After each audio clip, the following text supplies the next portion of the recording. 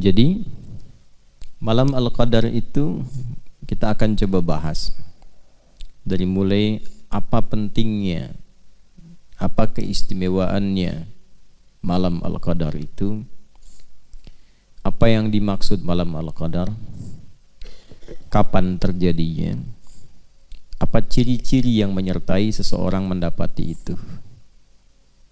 Dan bila kita mendapati di antara tanda-tandanya, rasanya hadir dan merasakan kemuliaan sesuai dengan isyaratnya, apa yang harus dilakukan? Baik, kita akan fokuskan dulu satu surah saja karena waktunya terbatas. Surah ke-97 dengan namanya Surah Al-Qadar. Allah berfirman, A'udzu billahi minasyaitonir rajim. Bismillahirrahmanirrahim. Inna anzalnahu fi lailatul qadar. Inna, sungguh, demi keagunganku. Ya, terjemahkan na-nya itu seringkali kalau dilihat di mushaf kami kan.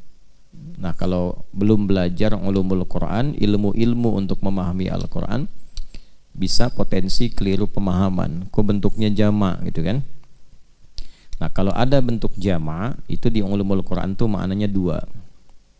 Kita ambil salah satunya saja untuk memudahkan sesuai topik kita. Yang paling pokok namanya ta'zimun nafsi li ta'zimi sya'ni. Ta'zimun nafsi li ta'zimi sya'ni,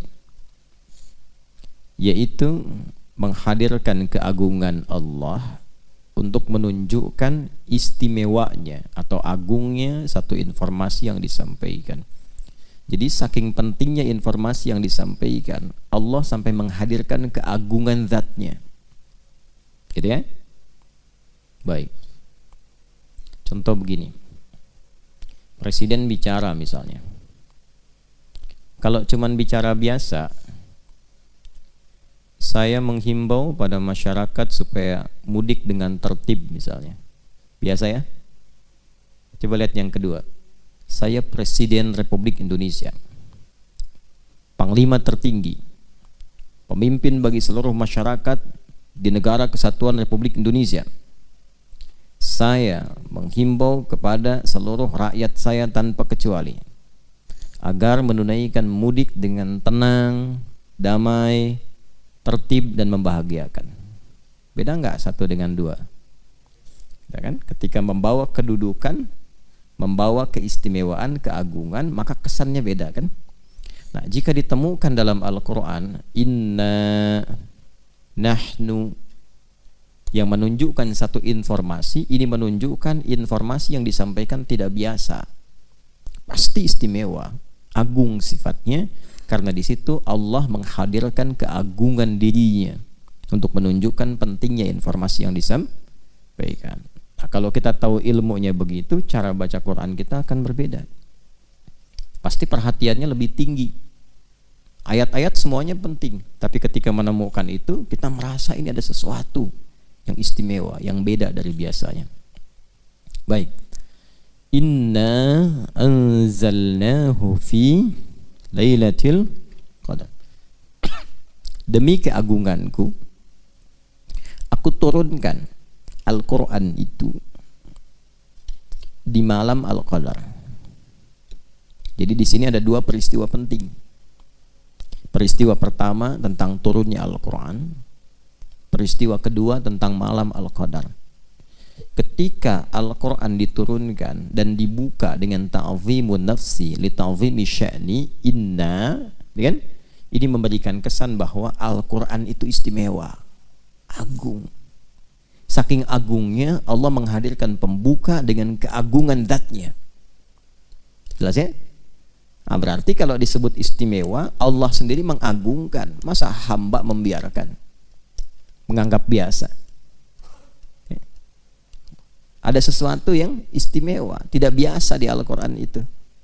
Tidak sama, bukan kalam-kalam biasa, bukan kalam makhluk, kalamullah. Karena itu Satu saat kita akan pelajari sifat-sifat itu, keagungan itu, sehingga kita menemukan apa yang dimaksudkan dalam Al-Quran. Di antara kedahsyatannya, mampu merubah sekelompok manusia yang tertinggal dan terbelakang dengan kompleksitas keburukan perilakunya, tiba-tiba menjadi sesuatu yang sangat luar biasa, sosok-sosok gemilang yang mensibgoh dunia, berubah total itu. Ya, itu Al-Quran. Nanti kita akan lihat apa yang paling pokok di Quran. Kita bahas dulu bagian keduanya. Yang kedua, malam Al-Qadar. Berarti ada yang istimewa di malam Al-Qadar itu, bukan malam biasa. Karena itu menggunakan tak di ujungnya. Ya? Ada lail, ada lailah. Kalau lail umumnya menunjuk pada waktu malam standar umum. Inna fi khalqis samawati wal ard. Inna fi khalqis samawati wal ard wa ikhtilafil laili wan nahar. Pergantian waktu siang dan malam. Itu kalau disebutkan lail umumnya menunjuk pada waktunya dari ba'da isya sampai menjelang fajar. Menjelang ya, bukan sampai fajar, karena nanti ada waktu jeda singkat namanya sahar. Aktivitas yang dikerjakan di waktu sahar namanya sahur. Makanya kita makannya makan apa? Sahur, maksudnya dilakukan di waktu sahar. Ya, kurang lebih 15 sampai 25 menit sebelum fajar.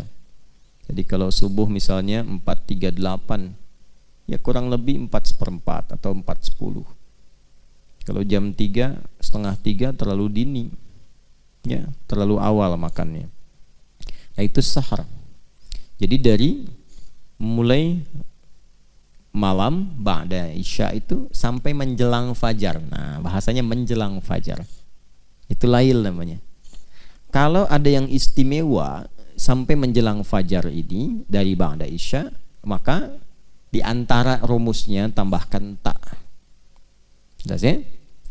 Jadi kalau ada ta mengiringi kata lail, ini menunjukkan di malam itu tidak biasa. Ini umumnya ya. Walau nanti dalam beberapa keterangan tergantung konteks bisa berbeda. Tapi umumnya teorinya begitu. Kalau ada ta bersamaan dengan lail, maka ta itu menunjukkan sifat yang tidak sama dari waktu-waktu malam yang biasa. Setiap malam bisa tahajud gak? Bisa. Karena itu saat menyebutkan sholat malam itu pakai lail, bukan lailah. Coba Quran surah 17 ayat ke-79.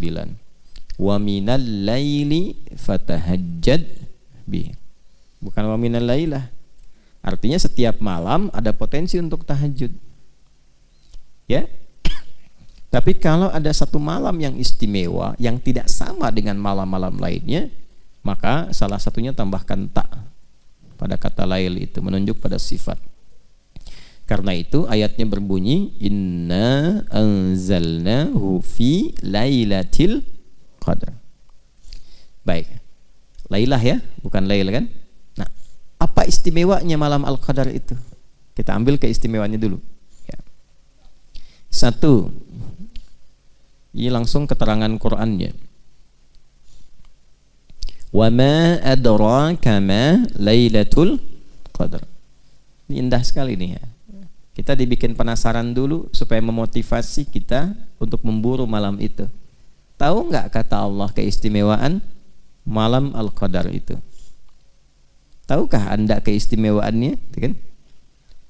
Teruskan. Lailatul qadri khairum min alfi syahr.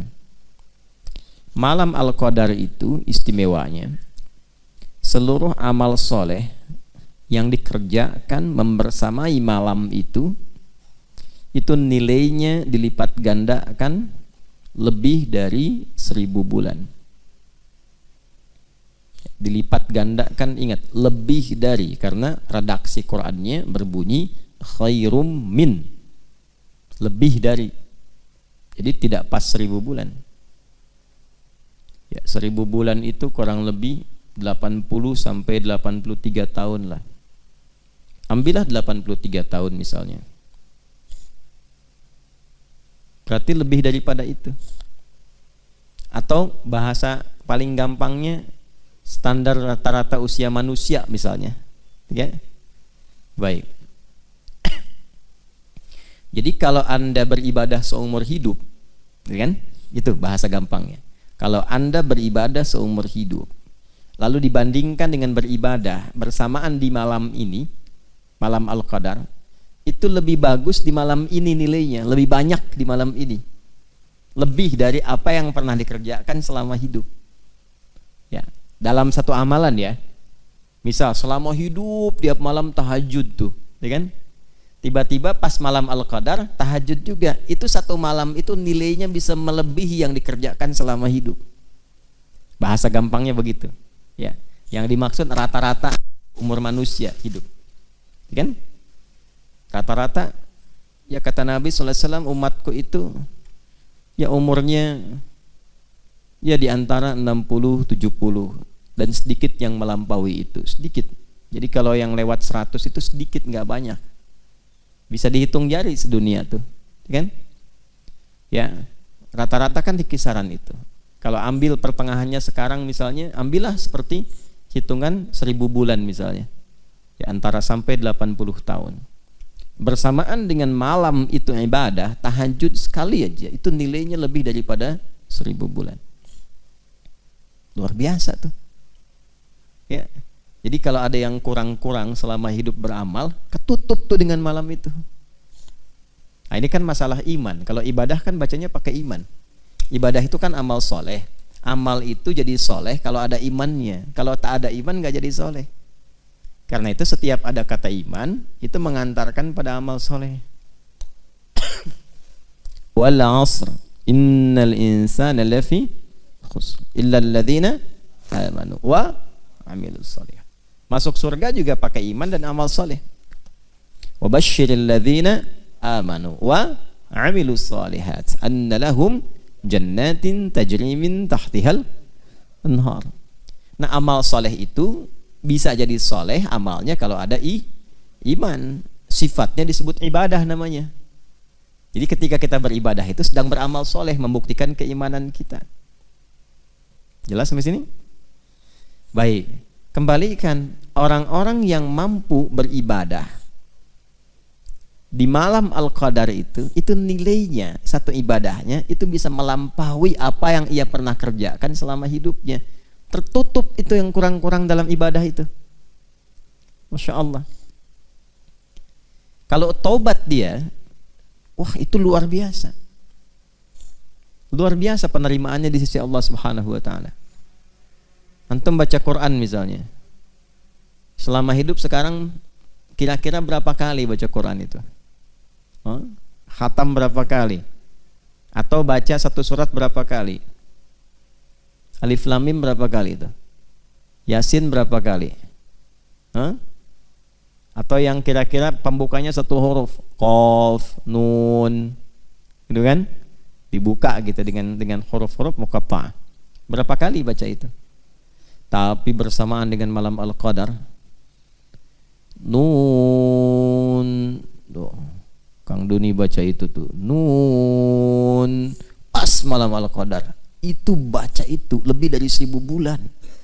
Kayak antum baca Nun lebih dari 83 tahun. Nun, Nun, Nun, Nun.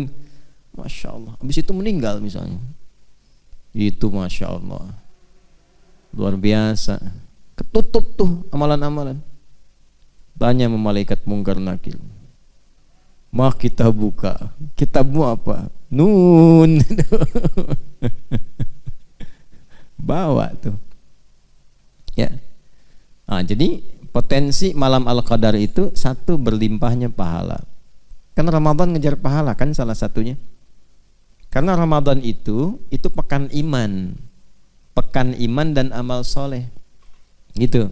Jadi bukan pekan dunia. Karena itu dibukanya panggilannya dengan panggilan iman. Ya ayyuhalladzina amanu kutiba alaikumus Siam. Jadi momentum Ramadan itu memang untuk meningkatkan iman. Bukan mencari dunia. Kalau dunia kan udah 11 bulan. Ya kan? Nah, iman itu kan prospeknya akhirat. Jadi Ramadan itu momentum untuk menguatkan prospek-prospek dan proyek-proyek akhirat kita. Gitu. Jadi kalau kita kembalikan, kita tarik kepada aspek tadi, bacanya pakai iman. Malam Al-Qadar itu nggak bisa dibaca pakai ukuran dunia. Ukurannya pakai ukuran akhirat. Ya, bukan melulu pakai akal, tapi menggunakan iman. Kalau imannya bekerja, dikejar. Kalau nggak bekerja, nggak akan dikejar. Jelas ya? Teruskan. Yang kedua, apa keistimewaannya? Tanazzalul malaikatu warruhu fiha biizni rabbihim min kulli amr. Masya Allah. Semua malaikat turun berdesak-desakan ke bumi. Ini asal kalimatnya tatanazzalu. Itu asalnya. Tapi ada dalam balaghah itu, kalau ingin menunjukkan sesuatu yang berlangsung cepat dan banyak, masif, cepat, masif, itu hilangkan salah satu taknya di depannya. Tapi dhammahnya tetap berlaku di ujung untuk menunjukkan mudhari, sesuatu yang berlangsung terus. Masih ingat tadi waktunya malam Al-Qadar, malam lail dari kapan? Ba'da Isya sampai menjelang fajar. Itu masif terus. Siapa yang masif turun? Malaikat. Banyak. Terus turun. Sampai-sampai kalau kita buka kitab-kitab tafsir itu, ya, itu bumi ini padat dengan malaikat yang berlomba turun. Nanti sampai saking padatnya, alam itu suasananya tenang. Nanti saya bahas di akhir ciri-ciri, tanda-tanda malam Al-Qadar itu seperti apa diantaranya. Hening, ya. Jadi kalau saya hadirkan bejana gelas misalnya, saya isi 1-2 kelereng, lalu saya goncangkan begini, digoyang-goyang, bunyi nggak? Bunyi kan? Kayak lato-lato kan? Tak gitu kan? Tapi kalau saya penuhi sampai padat itu isinya, sampai padat, goyang begini, digoyang, bunyi nggak? Hening, disimpan aja hening. Itu saking padat ya bumi dengan malaikat yang banyak turun, suasananya berbeda. Oke? Nah, yang kita bahas keistimewaannya dulu. Nanti ini masuk kepada cirinya. Keistimewaannya apa? Sampai-sampai malaikat Jibril pun yang tugas pokoknya menurunkan wahyu, ya, terakhir kepada Nabi Muhammad SAW, di malam itu khusus ikut turun. Ya kan? Ikut turun, mimpin malaikat. Kan Rohul Amin itu pemimpin para malaikat. Turun, dipimpin malaikat semua turun. Dengan izin Allah, biizni rabbihim, min kulli amr. Allahu Akbar. Itu maknanya umum sekali. Diizinkan oleh Allah untuk menyertai segala perkara yang baik-baik. Artinya apa? Kalau ada yang sholat, tuh malaikat ikut sholat. Kalau ada yang zikir, ikut zikir. Kapan lagi antum sholat diikuti oleh semua malaikat pengen ikut sholat? Tuh, makanya kalau ketinggalan semalam aja ruginya banyak. Tuh. Baca Quran diikuti, zikir diikuti, banyak turun. Oke? Nah, apa dampak paling spesifiknya bagi setiap insan itu? Terkait dengan doa dan taubat. Jadi kalau doa yang biasa ngaminkan mungkin 1-2 malaikat yang menyertai, ini banyak malaikat ya berdoa amin. Mana Umar doa, Umar doa amin, Hasan doa amin, ya, Wajri doa amin. Tuh, itu aminnya bukan 1, 2, 3 tuh amin. Cuman kan goib. Kalau goib gak kedengeran. Kalau kedengeran bubar antum. Amin. Ya kan bubar. Siapa nih lihat sayap begini? Siapa? Israel. Oh. Ya. Gitu. Nah itu sekali lagi perkaranya iman. Ya. Jadi jangan pakai akal, pakai iman. Karena akal terbatas. Ingat, akal itu sama kayak mata, sama kayak telinga. Perangkat yang ada pada manusia, perangkat fisikal. Mata terbatas tidak? Terbatas, semakin jauh semakin gak kelihatan. Semut itu kalau dekat terlihat jelas, merayap makin jauh nggak nampak. Bukan semutnya nggak ada, pandangan kitanya yang terbatas. Gajah gimana? Sama. Semakin jauh semakin nggak kelihatan. Gajahnya tetap segitu. Mata kitanya yang terbatas. Pendengaran juga begitu. Semakin jauh semakin tak terdengar. Ya kan? Antara 20 sampai 20 ribu kan hertznya. Di bawah itu sulit terdengar, di atas itu bising, bahkan bisa menyakiti. Ya, bukan salah bunyinya, kemampuan kita memang terbatas. Gitu. Jadi kalau pendengaran terbatas, penglihatan terbatas, kenapa akalnya nggak mau terbatas? Bukan nggak masuk akal karena ilmu belum cukup, belum masuk tuh informasi ke dalam akal sehingga belum bisa nyerna. Kalau sudah ada infonya, gampang dilogikakan. Tapi karena belum ada ilmu, jadi terbatas. Itu maksudnya. Jadi jangan semua tuh pengen sesuai dengan kehendak kita. Ini nggak masuk akal. Di akal ente karena ilmunya terbatas. Bagi yang lain sudah masuk akal. Rumusnya apa supaya cepat bisa dipahami oleh akal? Kalau ada akal terbatas memahami, pahami oleh iman dulu. Nanti iman akan membimbing akal dengan hikmah. Hikmah itu yang menjadikan akal paham. Itu rumusnya. Dan itu di Quran sudah ada. Makanya kalau orang dapat hikmah itu dapat anugerah yang banyak. Surat apa? Al-Baqarah ayat berapa? 269.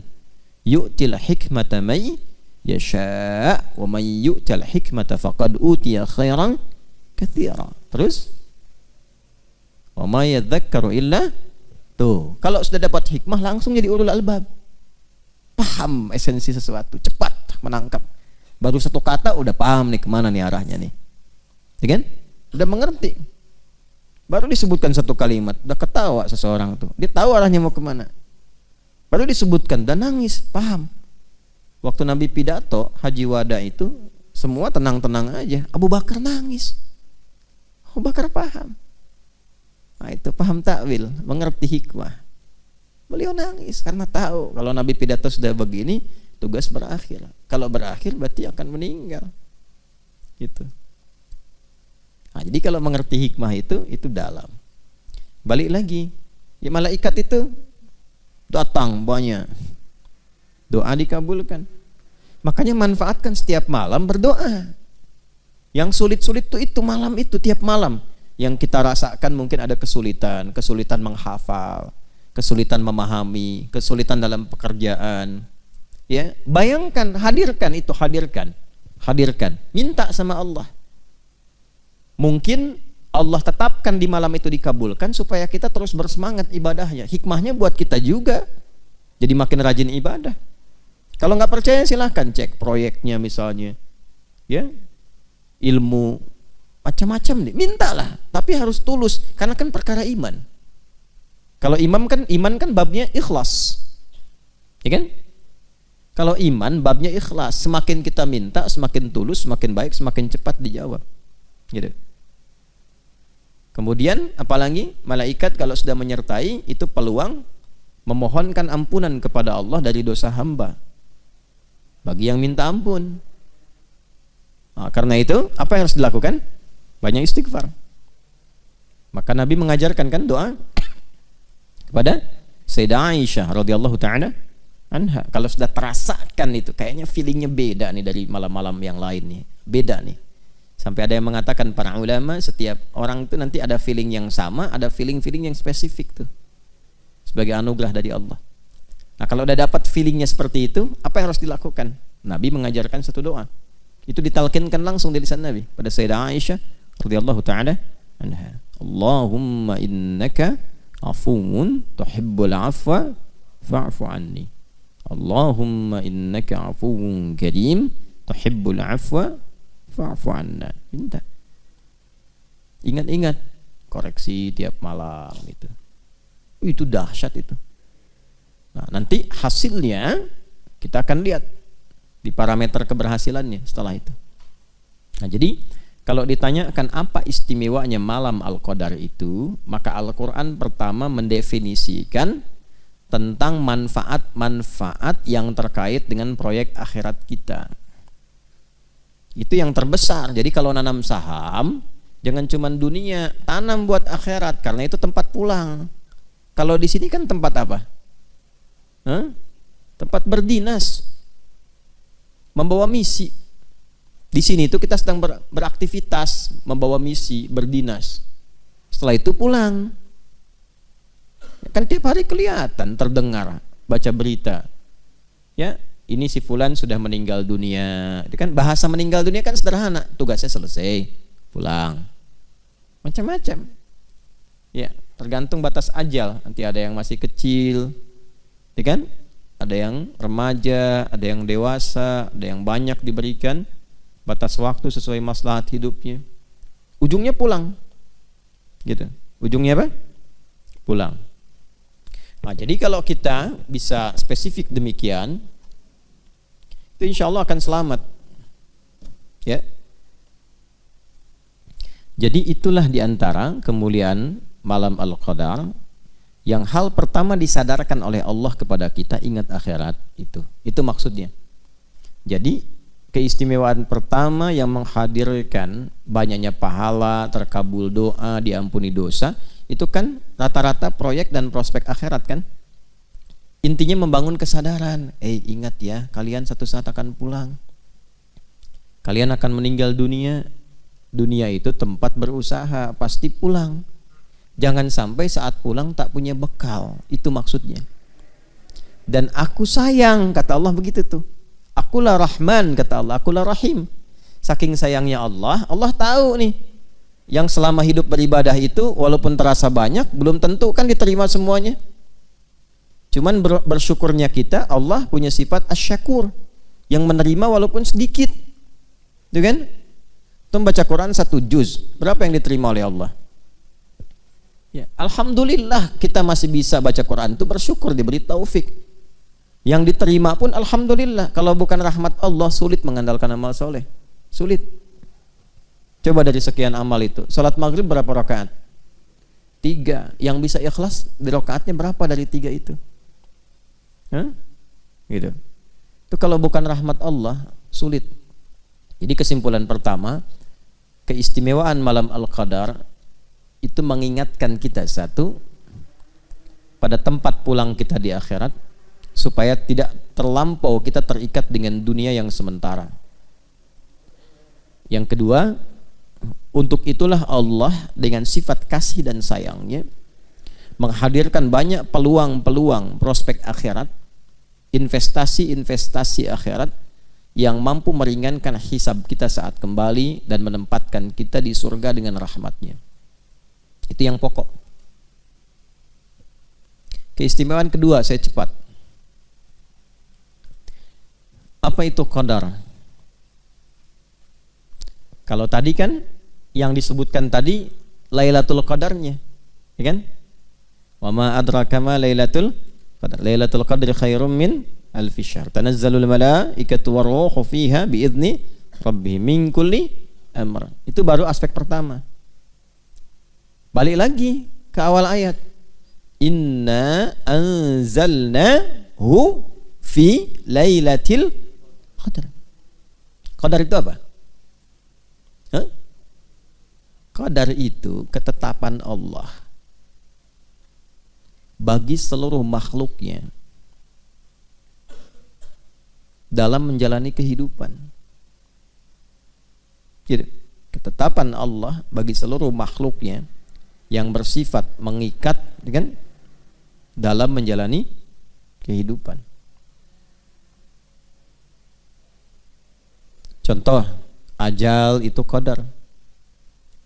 Rizki itu qadar Allah. Karena itu Allah tetapkan lalu diberi petunjuk untuk menjalaninya. Kan kita baca dalam setiap witir, Sabbihisma rabbikal a'la alladzi khalaqa fasawwa walladzi qaddara. Kemudian fahada. Kita memuji Allah, terima kasih ya Allah. Engkau Tuhan yang paling agung, yang paling istimewa, satu-satunya Tuhan yang dipertuhankan, disembah, yang telah mencipta lalu menyempurnakan ciptaan, lalu menentukan kadar kehidupannya dengan sempurna dan diberi petunjuk bagaimana menggunakannya. Gitu. Jadi malam Al-Qadar itu adalah malam saat Allah menetapkan menciptakan semua yang terkait dengan kehidupan makhluk. Kita tarik, kitalah manusia saja. Di situ di malam itu aturan hidup kita awal sampai akhir mengikat sifatnya pada setiap personal kita. Kapan mulai berkehidupan, kapan wafat, berapa rizkinya, dan seterusnya di malam itu. Nah, kan Allah berjanji kan, kita kan nggak tahu kan, ya bagaimana kadar kita kan, yang diperintahkan oleh Allah menjalani hidup, kadarnya sudah diatur, ya kan, rizkinya sudah ada kan, yang diperintahkan apa? Berikhtiar supaya dapat rizki itu selama hidup, rizkinya sudah ada, ya kan, ajalnya sudah ditetapkan kan, cuman nggak dikasih tahu kapan pulang kan, yang diminta apa? Jalani aja sampai ajal datang. Tapi kalau kita nggak tahu petunjuk bagaimana menjalaninya, rusak misinya. Coba bayangkan, ingat ya, ajal sudah saya atur ya, misal, ajal sudah diatur ya, nanti pada waktunya kamu meninggal, jalani aja. Tapi nggak dikasih tahu gimana cara menjalaninya. Hah? Manfaat gak hidupnya? Belum tentu. Bisa bingung, linglung. Rizki sudah saya atur ya, kalian tinggal cari aja, udah saya tebarkan sampai kalian meninggal. Tapi nggak dijelaskan bagaimana mencarinya. Bisa salah kan? Karena itulah Allah turunkan petunjuk yang memberikan bimbingan kepada kita bagaimana kita bisa menjalani kadar kehidupan itu dengan cara yang benar. Kalau menjemput rizki bagaimana caranya, menjalani hidup bagaimana caranya, sendirian bagaimana, kalau berumah tangga bagaimana, jadi suami seperti apa, jadi istri bagaimana, jadi ayah seperti apa, jadi anak bagaimana, punya kedudukan seperti apa, cari ilmu bagaimana. Itu selama hidup berkehidupan, aturannya dijelaskan oleh Allah berupa pedoman, diberikan sebagai petunjuk.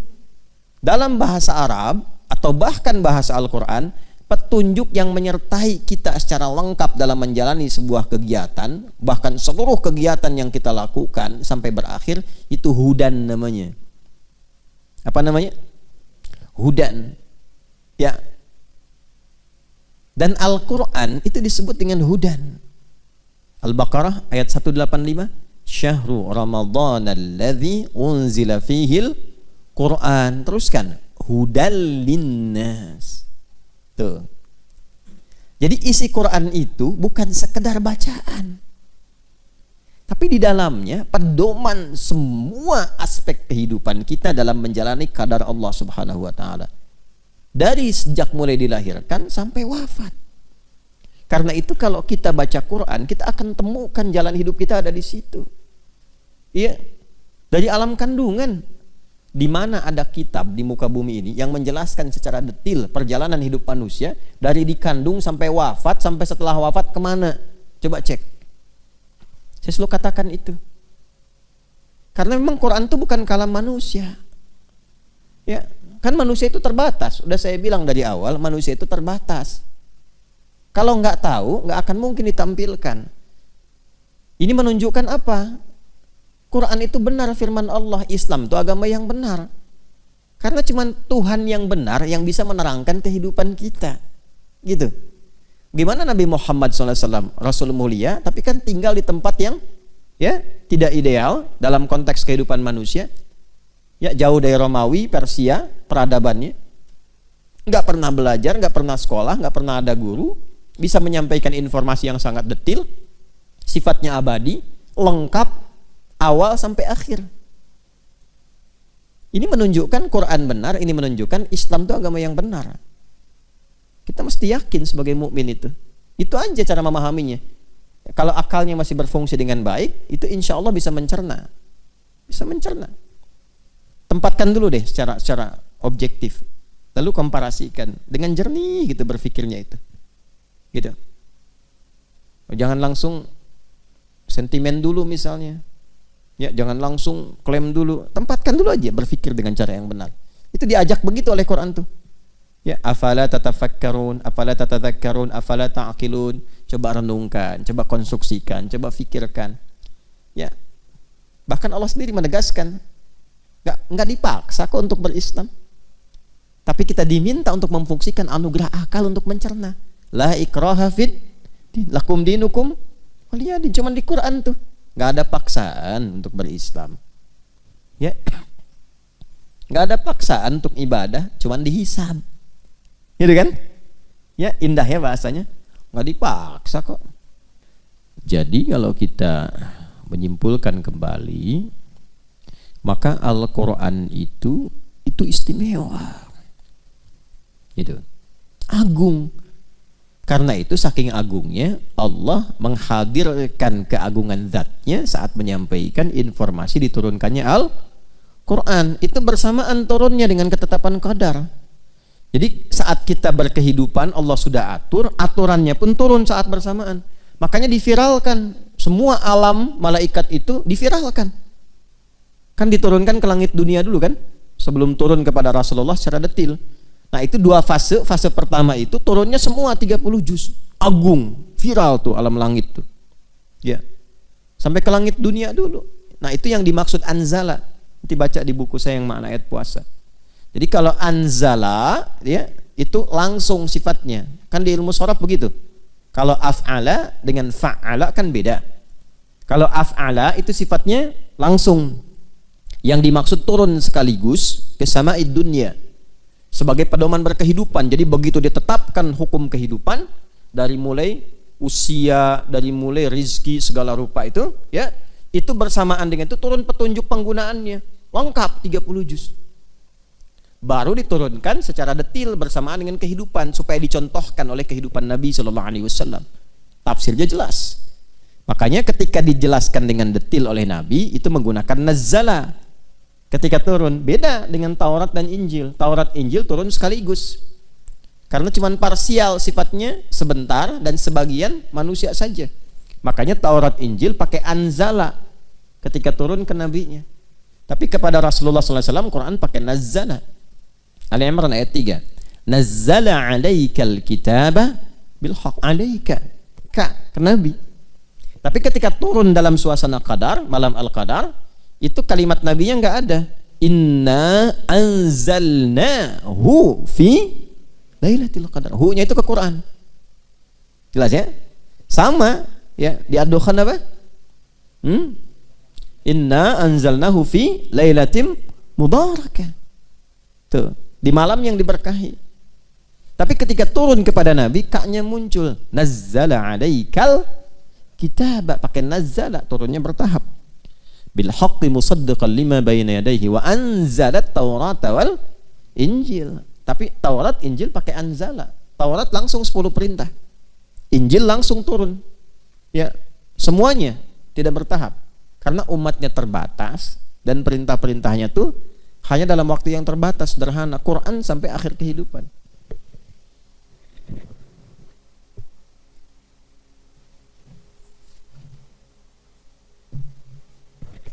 Ya, paham ya? Nah, karena itu kita mesti merasakan penting dan agungnya Al-Quran. Jadi bukan bacaan biasa. Kalau pengen hidupnya berkah, pengen semuanya mudah, ringan, tenang, senang, keluarkan isi Quran untuk diamalkan. Kalau dibaca saja dapat ketenangan, dapat pahala. Tapi kalau ingin dapat kenyamanan berkehidupan, diamalkan isinya. Dikeluarkan secara tematik, ngajinya tematik. Ini profesinya apa nih? Keluarkan ayatnya. Gitu.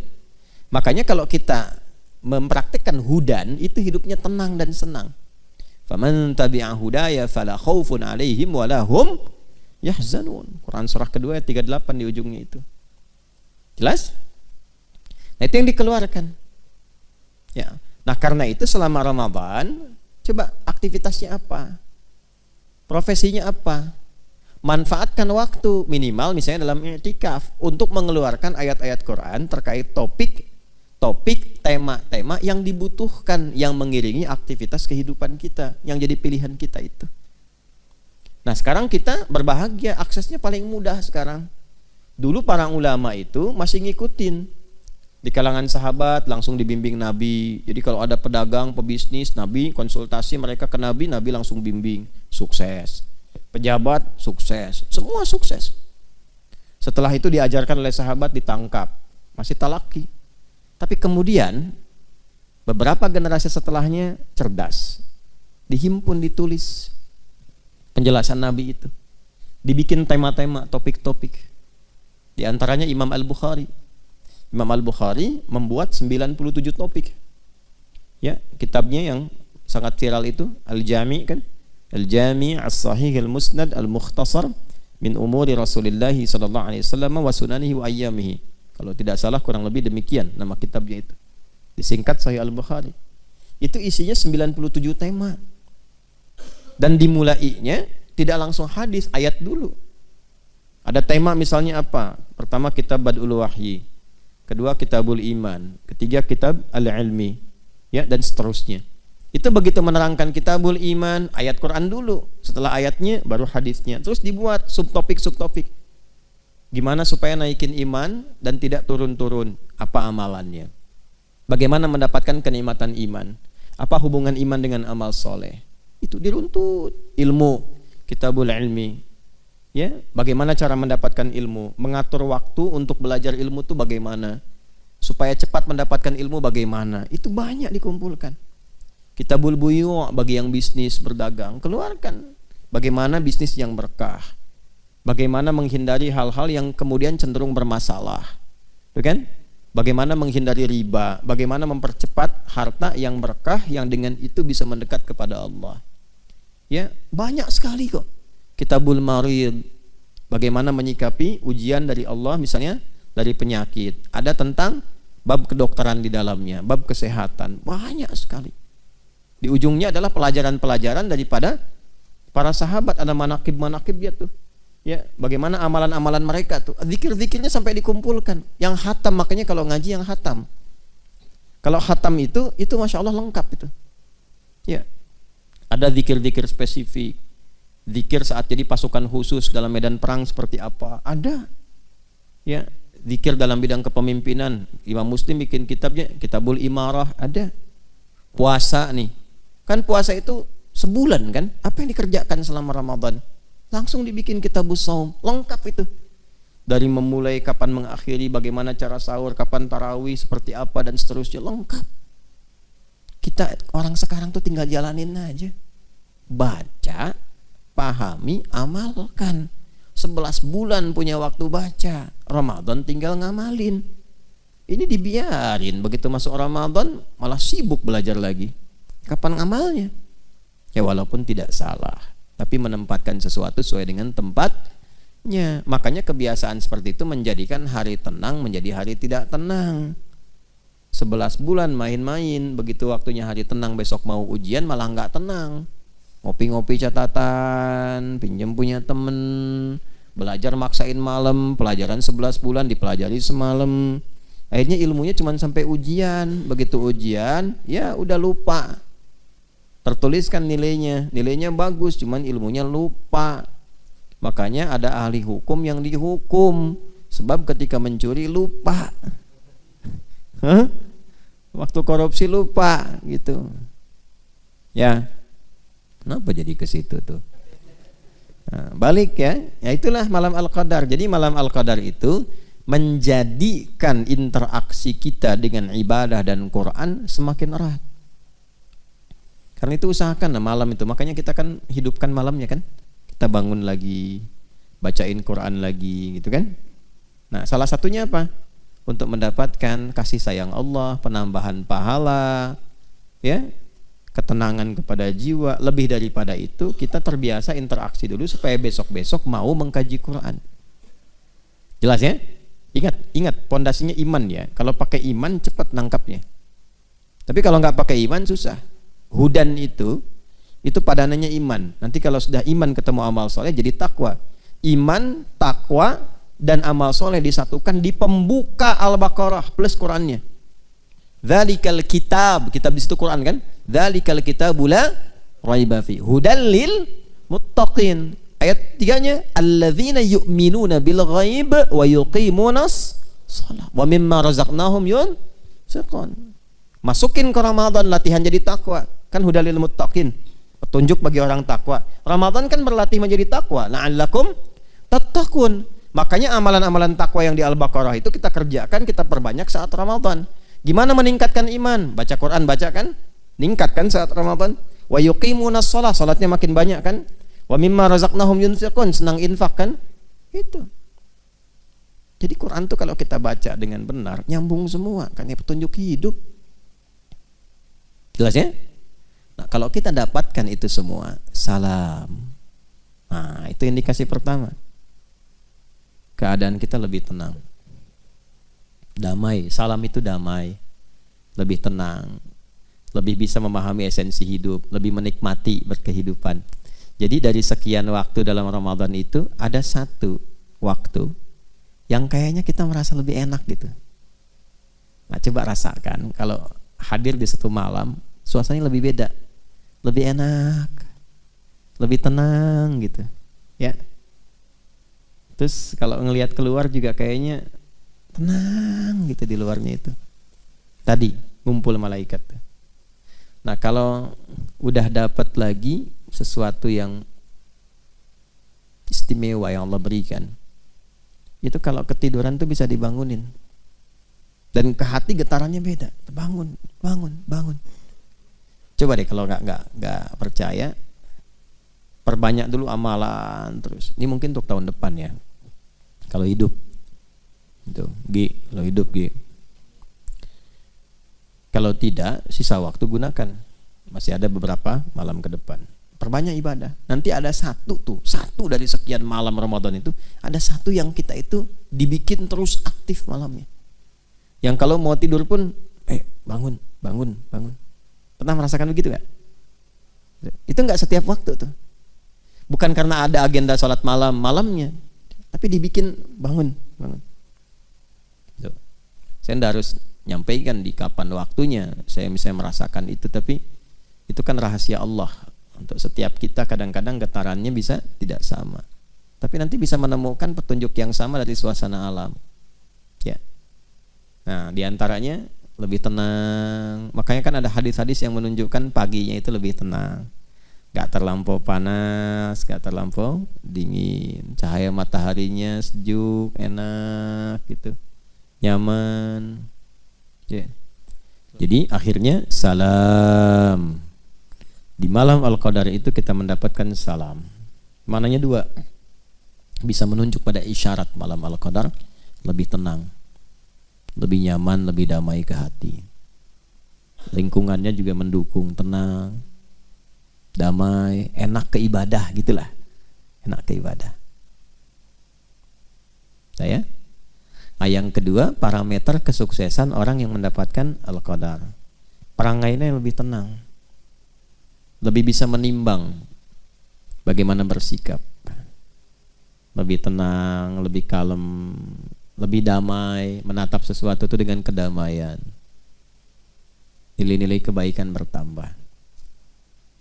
Nah, setelah ada kata salam, balik lagi ke malam Al-Qadar. Hiya, waktunya malam Qadar itu panjang, terbentang tadi kan malam kan, dari ba'da isya terus sampai menjelang fajar. Makanya saya tidak katakan fajar kan tadi, ya, menjelang sampai mau tibanya fajar itu matla, sampai akan terbitnya fajar. Hiya hatta matla'il fajar, sampai akan terbitnya fajar. Itu pernah ada berita itu NASA mencitra, ya, dari angkasa suasana malam-malam Ramadan. Ada satu malam yang beda sendiri. Bahkan di tahun-tahun ke belakang itu kalau sudah sampai begitu ya, fenomenanya kita belum yakin, belum sungguh-sungguh, saya pikir keterlaluan lah. Kalau kita dengar informasi dari dulu, apalagi dari Nabi, memang standarnya harus yakin, harus kuat, diburu gitu. Ya kalau kurang yakin artinya kan lemah iman, tapi masih bisa dikuatkan. Tapi kalau sudah ada bukti-bukti otentik yang bahkan terekam, belum yakin juga, itu imannya dipertanyakan. Tahun-tahun ke belakang itu sempat ada yang i'tikaf di Masjidil Haram, lalu dia mengamati setiap malam sampai menjelang subuh itu. Ada salah satu momen yang ketika dia videokan itu kayak kilatan naik gitu dari atas Ka'bah itu ke atas. Itu nyata, bukan rekayasa. Kayak kilatan naik, ya, kayak ada sayap putih tapi halus, kayak awan naik cepat sekali gitu, ya. Dari satu rangkaian malam-malam terakhir di Ramadan itu pernah ada itu, pernah nggak dengar Kita pernah lihatnya, ada di tahun-tahun ke belakang itu. Nah itu pembuktian yang nyata gitu. Jadi kalau sudah alamnya itu sudah disampaikan tanda-tanda kebesaran Allah secara langsung, belum beriman juga, itu mesti hati-hati itu. Kuningnya udah mau orange tuh. Hati-hati betul. Hati-hati. Karena nanti ada ayatul Quran, ada ayatul kaun. Ayatul kaun tufassiru ayatul Quran. Ada ayat-ayat yang di semesta, ada ayat-ayat yang tertuliskan dalam mushaf, ya, dibacakan dalam Quran. Nah, ayat-ayat semesta itu pembuktian langsung dari Al-Quran. Jelas ya? Gimana belah batu ditemukan kalimat Allah, belah tomat ada lafaz Allah. Ngelihat ke atas awan bentuknya Allah, bentuknya Muhammad SAW. Gimana tuh? Masa belum yakin juga? Nah itu hal-hal yang langka, fenomena yang nggak terjadi setiap waktu, ya kan? Nah, karena itu manfaatkan. Kalau pengen mendapatkan malam Al-Qadar gampang, rumusnya gampang sekali. Cuman 2. 1, konsisten menunaikan ibadah malam, walaupun sekejap di waktu-waktu tadi tuh, dari ba'da Isya menjelang fajar. Jadi rumusnya 1, konsisten menunaikan ibadah malam setiap malam Ramadan, walaupun sekejap, 5 menit, 10 menit, nggak apa-apa, sesuai kemampuan. Yang bisa dioptimalkan silahkan. Yang kedua, jangan maksiat, ya, jangan maksiat. Itu aja. Saya kira itu yang bisa disampaikan terkait uraian malam Al-Qadar.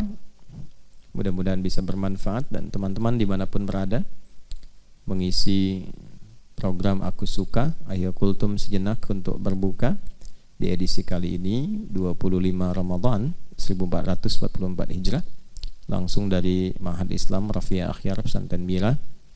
Mudah-mudahan kita senantiasa dilindungi, disayang, dirahmati, dan dimuliakan oleh Allah Subhanahu wa taala. Selamat berbuka. Terima kasih. Semoga teman-teman yang i'tikaf, kita semua juga dijaga istiqamah sampai akhir i'tikaf kita. Allahumma taqabbal minna innaka antas sami'ul alim wa tub 'alaina innaka antat tawwabur rahim. Rabbana atina fid dunya hasanah wa fil akhirati hasanah wa qina adzabannar. Allahumma arzuqna ni'mata lailatul qadri ya arhamar rahimin. Rabbana atina fid dunya hasanah wa fil akhirati hasanah wa qina adzabannar. Wa sallallahu ala sayyidina Muhammad wa ala alihi wa sahbihi ajma'in. Wa akhiru da'wana subhanakallahumma wa bihamdika asyhadu an la ilaha illa anta nastaghfiruka wa natubu ilaik. Walhamdulillahi rabbil alamin. Assalamualaikum warahmatullahi wabarakatuh.